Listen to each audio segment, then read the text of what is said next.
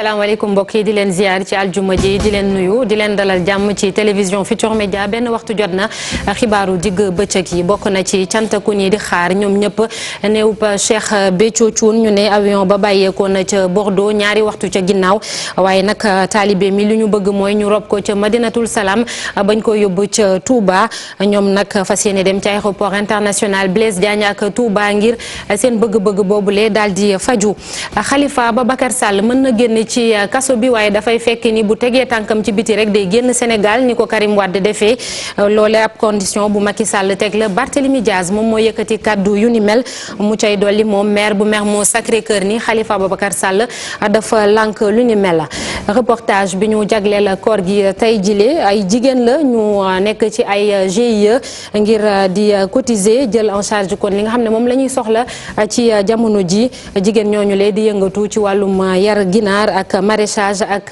leneen lu ni mel suñu gan tey jëlee professeur Souhaïbou Ndongole wuyoo ab rhumatologue la di faj lépp lu jëm ci wàllum yàq ay articulation muscle ak lu ni mel ñuy waxtaanee jàngoro bu raar sax buñ dul faral di dégg mu ñuy duppee lupus tey di bés biñ ko jagle laa doon wërngal këpp ngir xeex ko lan moo ko waral lan mooy jàngoro boobule dinañ ko waxtaanee ci kanam tuuti tàggat yaram gaynde yu ndaw yi jël drapeau ci loxo ministre des sports Matar Ba ñu fas yéene dem bokk ci coupe du monde U20 maanaam ñi seen at tolloogul ñaar fukk ba ñuy nar a amal fële ca Pologne fii lekk ay bés yu néew lay doon mbokk yi loolee tënk la léegi léegi ñu yaatal ko.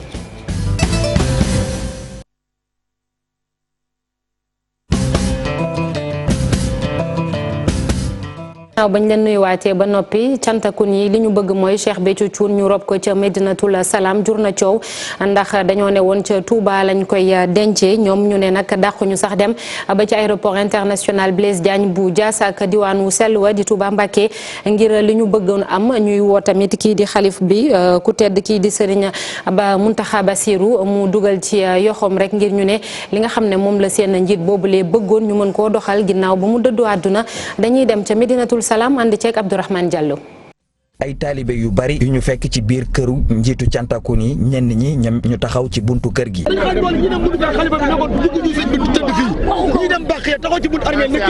taalibe yi nag fas yéene def seen kéemtalaayu kàttan ba Cheikh Béthio Thioune ñu war ko mën a denc Madinatu Salaam. sëñ Béthio daf nañu woon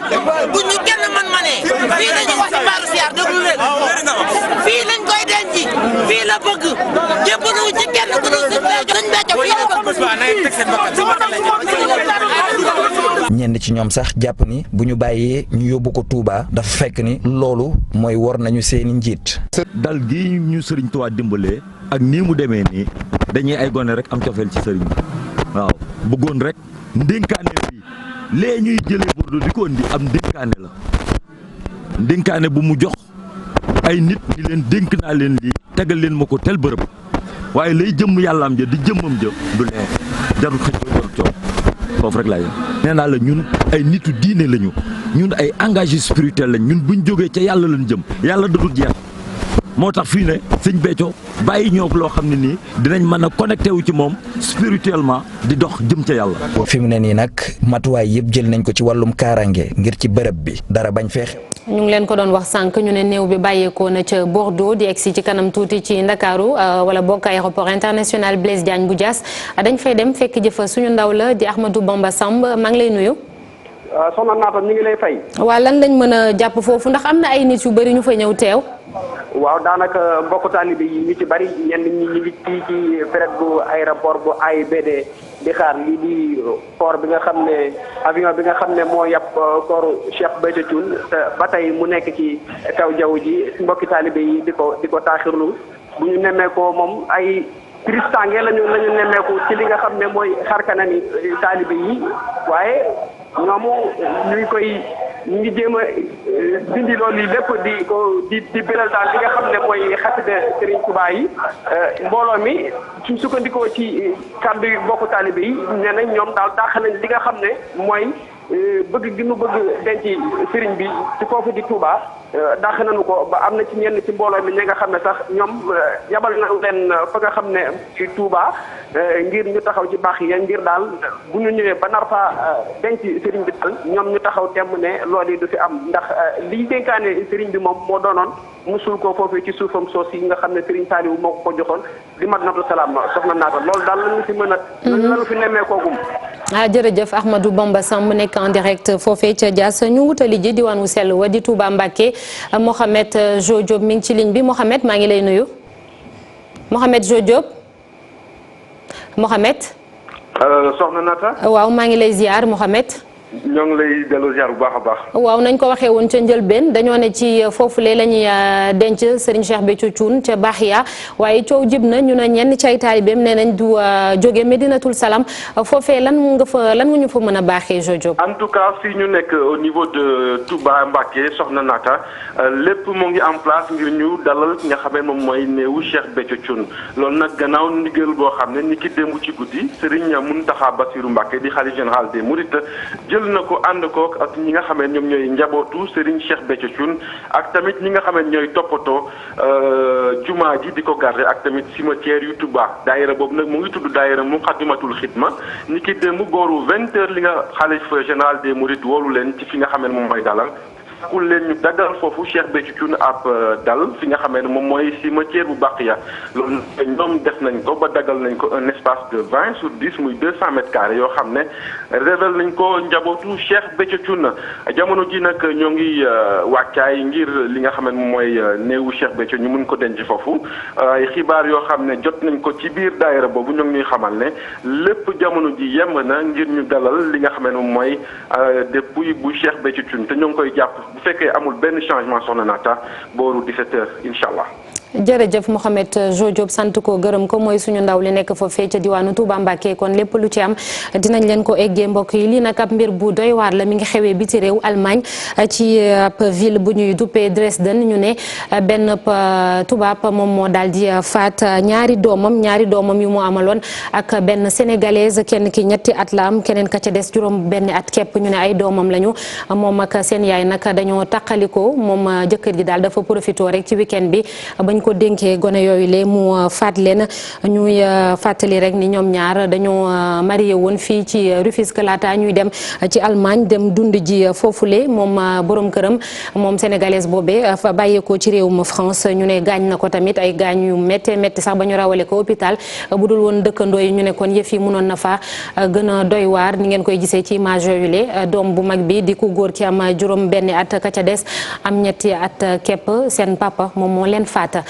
ñu wax leneen wàllum politique Macky Sall mën na bàyyi Khalifa Ababacar Sall mu génn ci kaso bi waaye dafay fekk ni bu tegee tànkam ci biti rek day dem biti réew ni ko Karim Wade defee Barthélémy Diaz moo yëkkati kàddu yu ni mel moom maire bu Mermoz Sacré-Cœur ne nag Khalifa Sall dafa lànk ne loolee du ko nangu mu yëkkati kàddu yooyu le ci quartier général bi ñu doon amal démb ci guddi ci télévision Futurs Médias ñu déglu ko.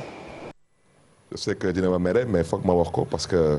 il faut que les Sénégalais sachent ce qui se passe. Khalifa Sall n'est toujours pas sorti de prison parce que ce qu'on lui propose il refuse. lan lañ koy proposer. génn kaso génn Sénégal duñ ko nangu. comme Karim Wade. c'est tout. d'accord dama ne dafa am nit bu ilif Sénégal di yëpp nit ñi loolu mooy dëgg nga njëkkal ma ci kaddu yi. amnistie bi ñuy wax. dama ne je vous dis na ma Khalifa Sall jëggal wante lii fale ma wax ko.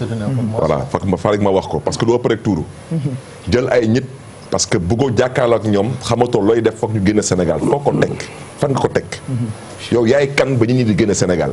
ki yor kàddu gouvernement bi di ministre Ndeye Tické Ndiaye moom nag dem nañ cee jokkoog moom waaye nee na du ca wax ndax mbir mi ngi ci kanamu yoon ba léegi kon jotagu ci ndigal ngir tontu ci kàddu yooyu la nga xam ne Barthélémy Diaz yëkkati na ko ci télévision Futurs Médias njiitu réew mi benn fan ci weeru mai ba muy nangu kay doléance yi ci palais présidentiel am na kàddu yu mu waxoon syndicaliste yi muy yokkute ci wàllum salaire du am mukk loolee jur coow ba léegi G7 ab mbootaay bomb ay jàngalekat ay syndicaliste nag merce bu futu ñoom tamit di ko naqarlu bu baax a baax ñu ne duñ ko seetaan am na benn marche nationale bu ñu nar a amal ci lu yàggul dara ñu déglu ci Abdourahmane Gueye bokk ci G7 ci micro Fatou Bintou Conté ak Pape Sangone Mbaye.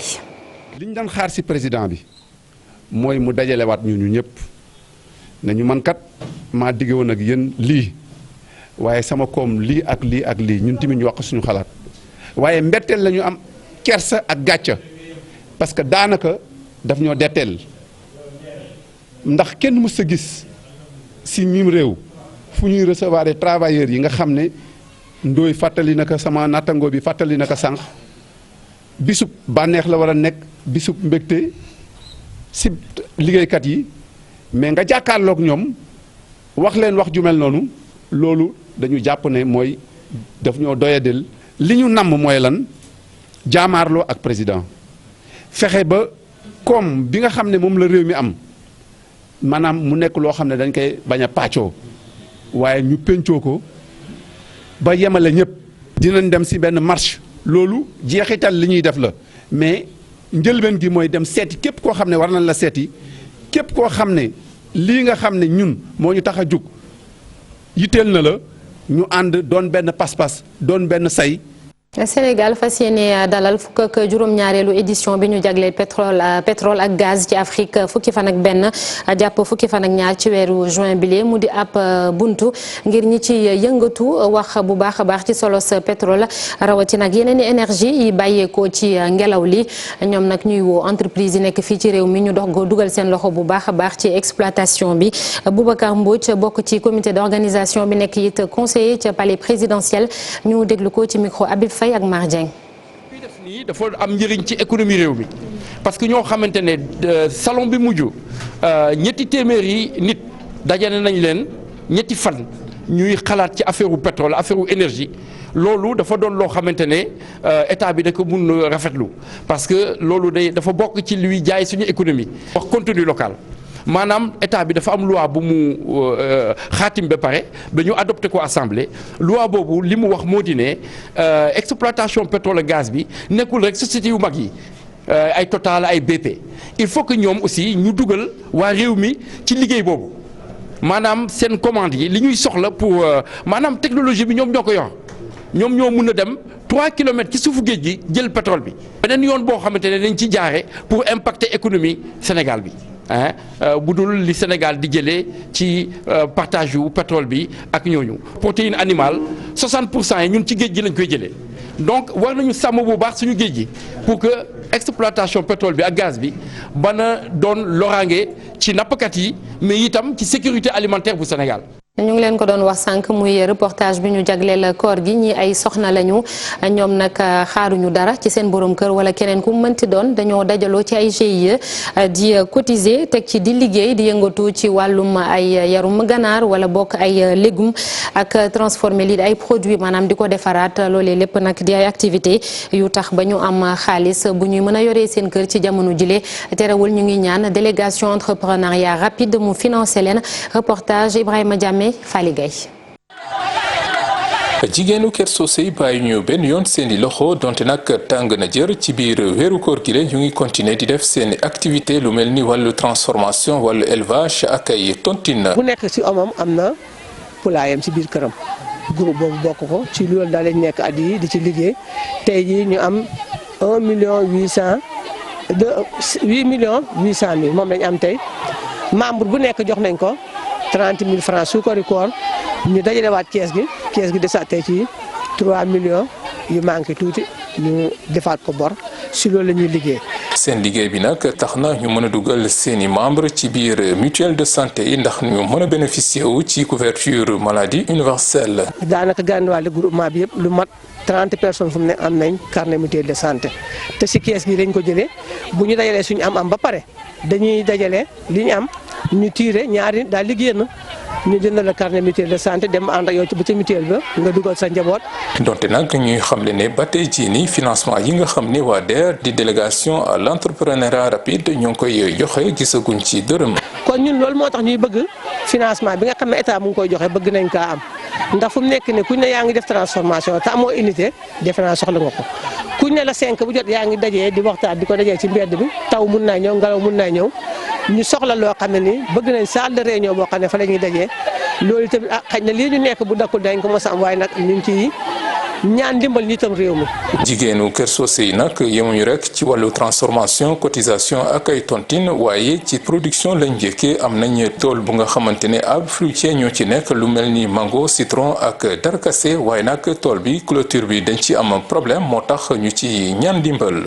Ibrahima Diamé Pakaaw ku ko dégg sa xel dem ci boori Sédhiou mu di diwaan yoo xamante ni dañ koo xam bu baax ci wàllum diine bari na ay nit yu fay dem sax di fa wutu ay ñaan ak lu ni mel suñu correspondant bi nekk foofule di Bakary Konté di ñu xamle ak pegg boobe rawatina benn garab bu ñu ne yàgg na fa lool ak juma bi am 200 ci ay at reportage bi ñu ànd ci moom Bakary Konté ak Xaali Diamé.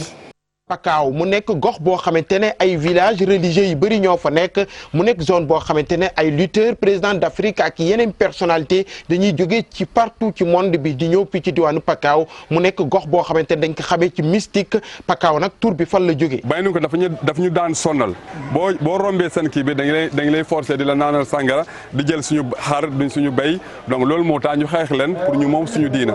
donc loolu xeex boobu moo amoon 1843 Pakaaw du Pakaaw albakaaw la loolu wax kii arabe la albakaaw mooy daal diine moo fi nekk ilaa yawmi diine. avant turu Pakaaw bi village religieux yi ñu ngi leen doon wooyee Kandensa ñeneen di ne Kandema. am na ñu ne Kandensa am na ñu ne Kandema mais man li ma jàpp mooy Kandema parce que ñiy wooyee sax ñu ne Silawo Kandema donc yoon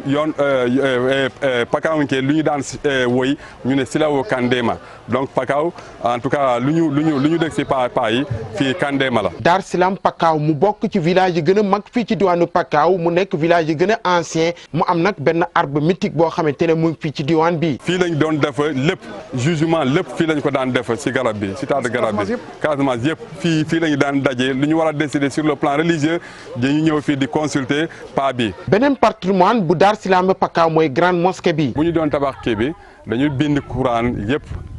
si comment dire ndox benn comment dire ci saafara loolu la ñuy jël di malaxer sable kii comment dire yu suuf yi loolu la ñuy def comment dire pour construire tabax jàkk ji bi. parce que bu njëkk bi ñoo xam ne du ñu jullit loo def rek dañuy ñëw di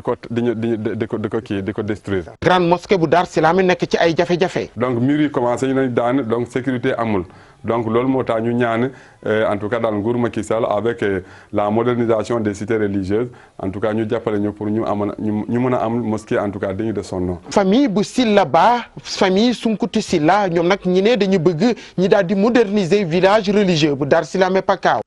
mbokk yi ni ñu leen ko doon waxee sànq suñu gan professeur Sohaibou Ndongo lay wuyoo jàpp rhumatologue ñu ngi lay nuyu professeur. maa ngi lay fay soxna Naata. tey ñu bëgg a waxtaanee benn jàngoro bu ñuy duppee lupus tey lañ koy màggal wala xeex bi àdduna wërngal këpp jàngoro bi bu raar la professeur lan mooy lupus ci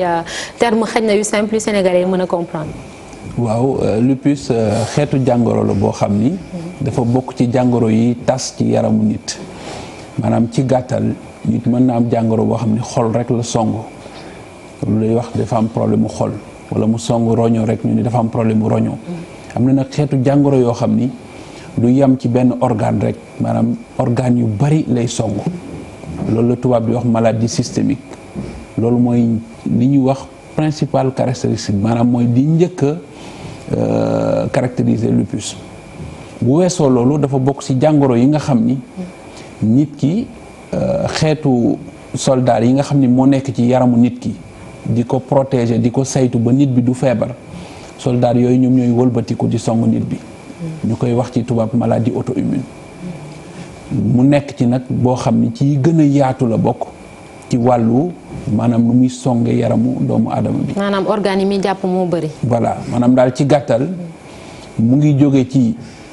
défense nit bi. maanaam soldat yi ne ci yaramu nit bi di ko song ñu koy wax maladie auto-immune ñaareel bi mooy dafay tas ci yaram bi di song organes yu bari. lan lañ mën a jàpp ni moom mooy indi jàngoro lu ni mel dafay fekk ne xëy na soxna si dafa mu jox ko doomam wala dafay judd màgg mu dal ko. waaw maanaam li koy indi melul comme xeetu lu mel ni feebaru sibaru nga xam dañuy xam ni microbe bi moom moo koy joxe. boobu dafa bokk ci feebar yi nga xam ne lupus ay facteurs yu bari ñoom ñooy tase ci nit bi pour mu mën ko am ndax wax naa la léegi que ni nit bi dafa am ay soldats yu koy saytu ci biir yaramam soldats yooyu nag léeg-léeg ci gène nit bi ni ñu waroon a saytoo nit bi duñu ko def normalement ba dañuy jaawale li bokk ci nit bi ak li bokkul ci nit bi ndax lu bokkul ci nit rek su duggee ci yaramam soldats yi dañ ko war a song génne ko ci mu mel ni infection léeg-léeg nag ci gène nit bi mu am ci lu ci nekk anomalie yoo xam ne maanaam ay défaut yoo xam ni day tax soldats yooyu dootuñu xàmmee lu bokk ci nit bi ak lu bokkul ci nit bi. beneen bi mooy am na lu tubaab di wax des facteurs environnementaux loo xam ni bokkul ci gènes yi dafay dab doomu aadama bi ci nu muy dundee ci nu muy lekkee ci nu muy fu mu nekk. mën nañ ci joxe exemple mu ngi mel ni jant bi bu fekkee di tase fekk na gènes yooyu nekk ci nit bi jant bi mën na bokk ci li nga xam ni ay facteur la beneen bi mooy stress maanaam nit bi di stress bu bëri mën na ko indi beneen bi mooy am na xeetu jàngoro yoo xam ni suñ duggee ci yaram bi lu mel ni ay virus mën nañu dem ba perturber yaram bi ni muy défendre boppam indi loolu mais nag ma leeral tekkiwul ni jant bi daf la koy jox tekkiwul ni virus boobu daf la koy jox dafa fekk lu ñuy wax maanaam anomalie mu yokk ko. d'accord léegi fii Sénégal professeur ndax xam ngeen ay chiffres ci nit ñi nga xam ne jàngoro boobu noonu dal na leen fii nii Sénégal est-ce que bëri nañu. waaw chiffres yi ñuy am ay chiffres la yoo xam ni c'est en milieu hospitalier. maanaam ñi ñëw pour faju si. waaw ñi ñëw pour faju si nekkul ay chiffres yoo xam ni am nañ ko au niveau de la population générale suñu jàppee ci chiffres yi ñuy am ci hôpitaux yi mën nañ jàpp ni lupus bu ñu saytoo maladie yooyu nga xam ni moom la ñuy wax maladie auto-immune systémique nga xam ne dañuy tas ba pare jóge ci comme ni ma ko waxee léegi perturbation au système immunitaire bi mën nañ jàpp ni lupus mu ngi ci ñeenteel ak diggante ñeenteel ak juróomeelu rang bi ci jàngat yu ñuy def ci hôpital. maanaam taxu koo bëri noonu. déedéet taxu koo bëri. maanaam ci feebar yi nga xam ni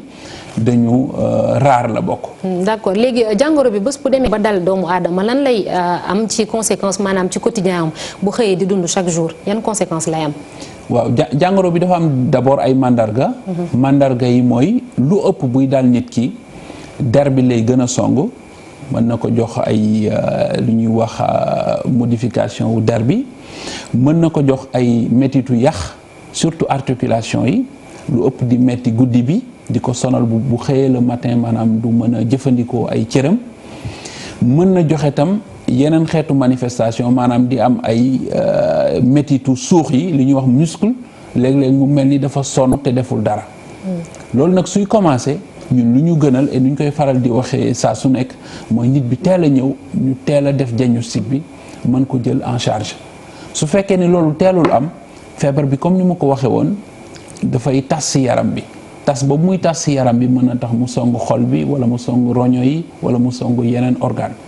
et loolu nag dafay gën a jafeel faj bi. waaw léegi loolu noonu li nga wax sànq ni jàngoro bi faaw nit ñu teel koo xam pour ñëw mais yaa ngi wax ci ay yax yu metti ak yooyu ak muscle yi mais ñun yenn saa yi nga gis sa lool di metti nga ne xañ na sama rhumatisme bi la wala xañ na coono bee ma jàpp nga koy traîner di ko traîner ba un certain temps door a ñëw. waaw loolu njuumte la parce que nit bi loo xamul. da nga ko war a saytu ba xam lan la. Sénégalais yi tàmmuñu lu tuuti metti la rek nga jóg dem ñu ci bëri bokk. waaw ñu ci bëri mais nag lu ñuy gis ñun di ko jàngat léegi ci bu ñuy waxtaan ak maladie bu ñuy waxtaan ak patients yi gis nañu lu bëri mu ngi changé ndax nit ñi ñu ngi gën a jël conscience ci intérêt wu teel a jóg pour jël en charge doyul nag dañu war ko dolli war di ci waxtaanee mais lu ñuy jàpp daal mooy yax bu dee métti lu ñàkk solo mën na ko waral comme aussi lu am solo mën na ko waral. donc bala nga toog sa kër il faut nga dem saytu ko ba ñu leen lii moo ko waral en ce moment nga jël garab bi ci war nga mën a am jàmm et particulièrement pour lupus bi ñuy waxtaanee nga xam ni tey mooy journée mondiale nga xam ne adduna bi yëpp dañ koy màggal lupus boobu dafa bokk ci feebar yi nga xam ni lu ëpp buy feeñ ci yax lay commencer wala ci der bi donc boo yëgee métit ci yax yi bokk na ci lu ko mën a waral muy lupus et lu ñu ko teel a xam encore une fois mën ko jël en charge. bu ñu ko teelee xam maanaam li ngay dund xaj na dina gën a bëri maanaam risque pour jàngoro bi faat la wala indi la ay jafe-jafe yu ñu mënatul a dindi muy gën di wàññeeku. waaw xam nga ces 10 dernières années maanaam fukki at yu mujj yi ci gannaaw. feebaru rhumatisme yi dañu bokk ci feebar yi nga xam ni bénéficié wu nañu am nañu lu bëree bëri ci traitement yu bees yi génn. ba nga xam ni tey bëri na feebar yoo xam ni naam bu ñu ko mënul faj aussi mën nañ ci dox ay jéego yu am solo mais loolu nag mu ngi fekk ci nit bi teel a jóg bu fekkee ni nit bi teel na ko xam ñu jox ko garab bi ci war yàlla mën na def sutura ba même bu fekkee ni sax métit bi mënul deñ à 100% mais dinañu dimbali ba ñu mën a ko musal mu mën a dund bu gën a yàgg. comme feebar bu raar le professeur lupus ndax jàngoro bi bokk na ci yi nga xam ne dañ ciy def loxo tuuti pour yombal faj bi wala prise en charge bi surtout ñi nga xam ne moom la dal ba noppi. waaw ñun pour l'instant xamuñu benn politique boo xam ni fii ñu ngi koy jël loolu en charge de manière spécifique pour lupus bi mais ci lu ñuy wax maladie systémique yi ñun def nañ ci benn waxtaan rek yàggul ak ki nga xam ni moom mooy yore les maladies non transmissibles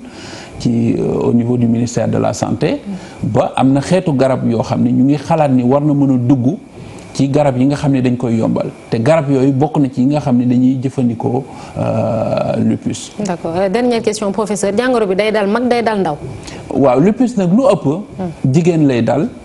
et lu ëpp aussi jigéen bu nekk xale lay dal en général mi ngi tourner entre 20 et 30 ans foofu la ëpp ñu muy dal mais nag ñooñu mu dal aussi comme dañ leen di suivre seen àdduna yépp donc mën nga dox gis ay mag yoo xam ne lupus dal na leen mën na dal góor aussi ci gàttal fukki malade yoo gis juróom-ñeent yi jigéen lañ kenn ki góor la mais yii dal góor yi nag malheureusement mooy yi nga xam ne ñoo gën a sévère yooyu lu ëpp dañuy ànd ak rein yu metti ak rein yu sonn ba nga xam ni mën na dem sax ba yegg ci dialyse bu fekkee ni ñoom teelu ñu jóg encore une fois parce que boo teelee jóg ak garab yi nga xam ni yàlla def na tey mu disponible à travers le monde mën nañ la jox garab suivre la ba nga xam ni yàlla mën na la musal ci complication yooyu. jërëjëf professeur Souhaïbou Ndongo di rhumatologue ñu koy sant di ko gërëm ñu doon waxtaanee jàngoro boobu tubaab naan lupus dégg ngeen ko kon pour mbokk yi nga xam ne xamuñu ko woon tey mooy bés bi ñu jagleel la xeex jàngoro bu ni mel ñu woy ci xibaar yi ba léegi wax ci juróom-ñaar fukk ak benneel anniversaire fête wala boog fête nationale bu état Israël démb lañ ko doon amal ambassadeur bi muy seen ndaw bi ñu yebal fii ci Sénégal Roy Rosenbilt moom nag li mu gën a wax mooy lëkkaloo bi diggante Sénégal ak Israël faaw ñu gën cee def ay jéego mu di ay kàddu yu Ndeye Tické Ndiaye Diop dëggal moom mooy ministre bi ñu dénk wàllum économie numérique nekk it porte-parole bu gouvernement bi Aïssatou Paye mu nga fa woon ànd ci ak Ababacar Camara. bi nag mooy 71e anniversaire bu état wu Israël. ci bés boobule nag ñu waxtaan ci wàllum coopération diggante Sénégal ak Israël coopération boo xamante ne yàgg na tuuti. Sénégal c'est près de 60 ans. diggante Israël ak Sénégal lëkkaloo la goo xam ne nii mu ngi dox ba bëgg léegi am na juróom-benn fukki at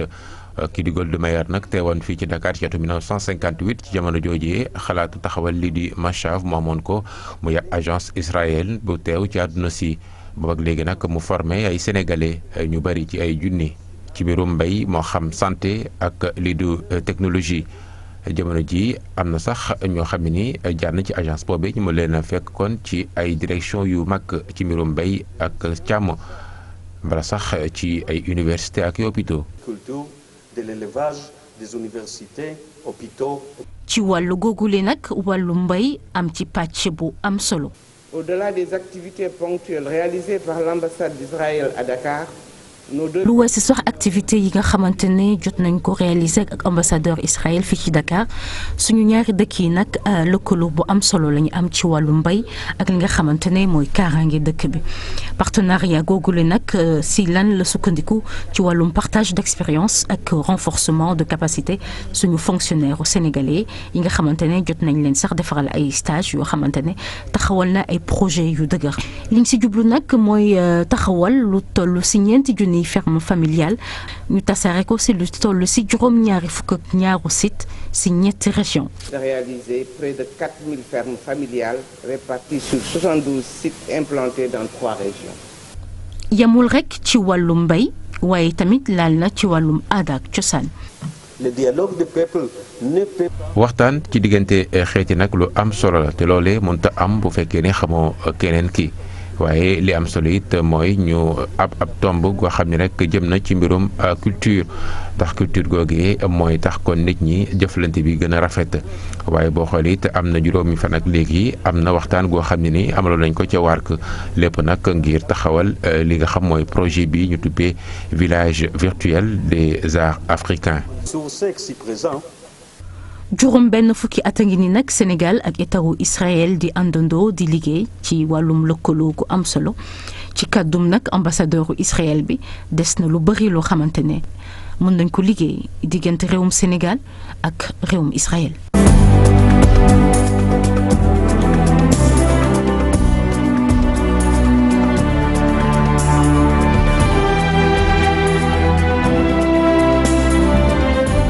gaynde yi seen at motogul ñaar fukk ministre des sports Matar Ba jébbal na leen drapeau national bi ñu fas yéene dem fële ca Pologne ngir jongante kon coupe du monde bañ fay amal ñaar fukki fan ak ñett ci weeru mai bu fukki fan ak juróom ci weeru juin bi ñu dëgmal moom Matar Ba nag di sonju gaynde yu ndaw yooyu leen ne buñ fa demee nañu fexe ba coupe bi ñëw fii ci réew mi ñu déglu ko ci micro Fat Bintou Konté ak Pape Sangone Mbaye.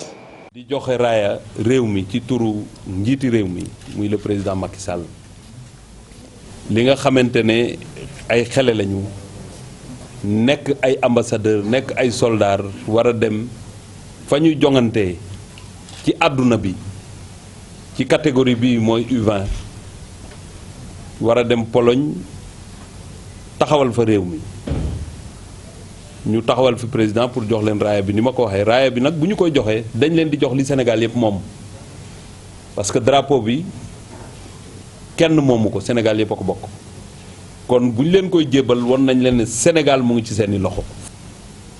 tey nag moo tax ñu leen di kañ pour que ñu jàll demi-finale nag dem ci finale parce que ku mës a dem demi-finale war ngaa mën a xalaat nag ne war ngaa mën a dem finale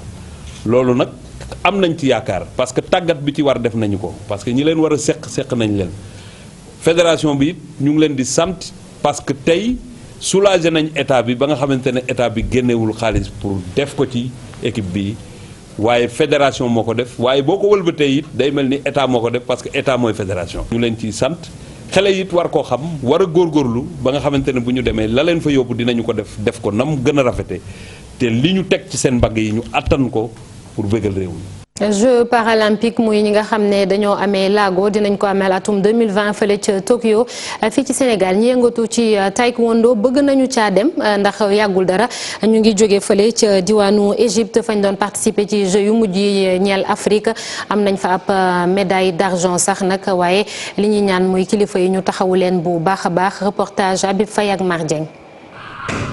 para taekwondo bu Sénégal ñoom lu ñu bëgg mooy qualifié ci Jeux olympiques yu ñu amal ci Tokyo ci atum 2020 ñoom ñi seen xel dal na gannaaw ba nga xam ne am nañ médaille ci xaalis bu moom mii di Abdou Ba am ci Jeux africains yi ñu amaloon ci Égypte tax na itam ñoom para taekwondoïste yu Sénégal yi gën a farlu ne mën nañu ko. ñun suñu objectif mooy ñu dem participer aux Jeux qui vont venir pour que ñu qualifier Jeux olympiques yi. waaw vraiment loolu mooy suñu objectif. entraîner lundi ba samedi entraînement yi dafa metti conditions yi neexul. la ñuy gën di sàkku rek bokk na ci ñu teg leen ci ay conditions yu baax waaye itam jàppale leen ci wàllum koom ngir ñoom ñi ñu mën a réussir seen pari bi. foog njiit yi jàppale ñu man je vois que ni gars yi ñu ngi jàppale ay nit.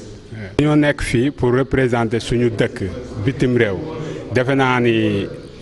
bonne volonté yi war nañu mën a jàppale waaw financièrement pour que ñu mën a nekk ci bonne condition war a mën a dem participer am fa ndam incha allah. ñoom ñii ne seen défi gu gën a rëy bokk na ci Jeux olympiques yu 2020 yi lee. mais ñii handicap yi am dara si adduna bi gënuñ ñi te dañ leen di dimbali ay moyens parce que handicap si adduna bi dañ leen jox respect. objectif ak ñoom. mooy ma qualifié Jeux olympiques premièrement ma qualifié Jeux olympiques parce que c'est première sortie lañu def première sortie lañu soog a def mais première sortie bi ñu ngi am résultat te ñaareel bi mooy le 18 bii di ñëw le 18 dama bëgg organiser benn compétition ak ñoom pour ñu am compétition parce que amul compétition nationale organiser naa ko woon même balaa ñuy dem mais dama bëggoon organiser encore ñu am compétition ñuy xam nit ñi xam arbitre yi xam nangam. ñoom ñi ñëpp boo leen seetee ñii amuñu ñaari loxo yu mat waaye teewul itam fas yéene wu ñoo bàyyi benn yoon mu sedd ñoom para taekwondoïste yu Sénégal yi ne lépp li nga xam ne xeeti beddi la ci wàllum sport bi ñoom bokkuñu ci. jërëjëf Habib Faye léegi dañuy dalal Mamadou Mohamed Ndiaye ci li yéenekaay yi xëy tey jile.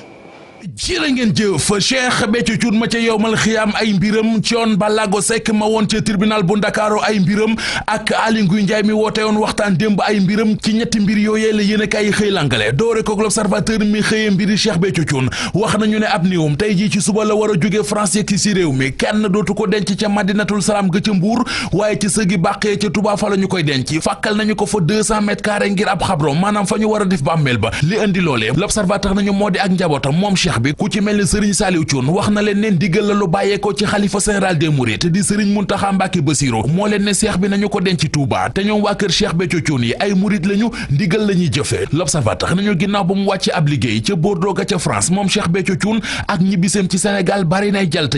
li bari ak finduwante mi ngi ci la Tribune mu di ndajam waxtaan mi ministre intérieur di Aly Ngouille Ndiaye woote woon démb ngir doon ca waxtaane ak way politique yi li ñu bëgg ñu waxtaane ko ci dialogue national bi président Macky Sall woote mu di terme de référence la Tribune nañu waxtaan ya door na démb waaye ci pëccëxoo lañu ko doore ndax muy Idrissa Seck Ousmane Sonko waa Parti démocratique Sénégal ak ñiy jàppal tànk Khalifa Ababacar Sall amul kenn ci ñoom ku fa dëgg sab tànk ñoom ñëpp a àndandoo gedd ndajama réew mi quotidien nañu moo taxit ñoom ñi gedd Aly Ngouille Ndiaye yàkk na leen musiba Vox Populi nañu daf na leen bu dee man Aly Ngouille Ndiaye li ma jiite waxtaan yi moo tax ñu ne duñu ca ñëw kon danañu gën a toog ndax maa fi nekk bu dee sama jóge fi rek mooy tax waa Parti démocratique Sénégal bokk ci dialogue bi kon xal set nañu cee bañ a bokk ndax du ma fi jóge Le Quotidien nañu constatation mu di waxtaan moom la ñu woote waaye concertation di dënuy jóg la ñu gisagum ne waa parti réew mi ak waa parti Pastef demuñu woon démb waa Parti démocratique Sénégal ñoom dañoo gedd ca teele Aly Ngouille Ndiaye wax ci xët mu njëkk journal bi ne waa PDS bu ñu ñëwul bokk ci waxtaan yi ni bëgg-bëgg duñu ci bàyyi xel ñi fara ci opposition bi Le Quotidien nañu li ñu bëgg moo di ñu taxawal ab commission indépendante maanaam ñu farul fenn dénk leen yëf yi ngir ñu doxal ko Soleil national nañu bu dee personnalité neutre daal nguur gi nangul na leen ko ginnaaw ndaje mi woon démb yéenekaay bi mi ngi ñuy xamal ne am na meneen ndaje mu ni mel bu ñu war a amalaat ñoo ngi ko jàpp fukki fan ak juróom-benn ci weeru mai ñaar fukki fan ak ñett ci weeru mai atum 2019 l'Observateur nee nañu ca la Thione Seck di xam lu yoon dogal ci moom ci mbiri faux billets yi ñu koy toppee journal bi nañu démb la ñu ko doon atte ca tribunalum Dakar moom Thione Seck fa la waxee attekat bi ne ko mbiri faux billets yi dañ ma cee nax dañu ma cee dóor te it bañ ma cee dugal dañu ma marabouté Thione Seck ne xaw ma woon li xew te booba may dugg pax di sàngoo suuf du ma mën a xam li xew lan la woon Thione Seck ne bi ñu ma ciy dugal ba wax ma waxi 65 milliards yu ma ca mën a amee li ma njëkk a wax sama xel moo di lii bu dee dëgg la ngéwél dootu manqué te ab ceeb mu ne bi gendarme yi ñëwee sama kër ànd ak Alaaji Jiite di ma wax waxi faux billet dama tiit ba daw toog ci kaw saako bi suur soi ne ñu démb ca tribunalum Dakar moom Thione Ballago Seck ba ñu koy attee xol bu naqare xol bu sore xol bu jeex taxoon na jooy na ca tribunal ba jooy yu rëy jooyam yooyee moo taxoon na sax ñu suspendre audience bi ab diir Les Échos dëggal xibaar bi ci xëtamu njëkk ne ñu Thione Seck weddi na li ñu koy tuumal nee na juge bi yàq nañu sama der jël nañu sama 85 millions dugal ma ci giraawaale goo xam ne moo ma yóbbu kaso te dem gi ma demoon ci kaso bi tax na léegi bés bu yàlla sàkk danaan naan fukki médicament ak ñeent réew mi quotidien nañu waaye moom jiital Ramdan gi di Thione Ballago Seck mën naa bañ a delluwaat ci kaso bi ne bu dee tribunal topp na li procureur bi sàkku ci moom Thione Seck du delluwaat kaso ndax procureur bi dana nañu ko tëj ñaari ati kaso yoo xam ne juróom-ñetti weeree lay tëdd te Thione Seck tëddagum na kaso lu ëpp juróom-ñetti weer Vox Populi mi ñu fàttali jooyi Thione Seck jooy démb ca tribunal ba mu waraloon ñu suspendre audience bi ab diir mi ngi ñuy wax ne moom Thione Seck juróom-benni weeri kaso mi ngi koy yoot ki ñu ne moo ko dugal ci lii lépp di Alaaji Jiite moom juróomi ati kaso la procureur bi sàkku ñu daan ko L'Observateur nañu moom Alaaji Jiite it démb ma nga woon ca tribunal ba doon jàkkaarloog àttekat bi ñu koy àtte bi mu janoo ak juge bi li mu ko wax mooy faux billets yi waral coow li bi ñu koy defar dañ cee waroon a tourner ab film. jërëjëf Mamadou Mohamed Ndiaye sant leen gërëm leen yéen itam ci déglu bi bu juróom-ñaari waxtu jotee maanaam 19h dinañ fi dellu si yaatalal leen yeneen xibaar di leen ñaanal ngeen yendoog jàmm jërë ngeen jëf.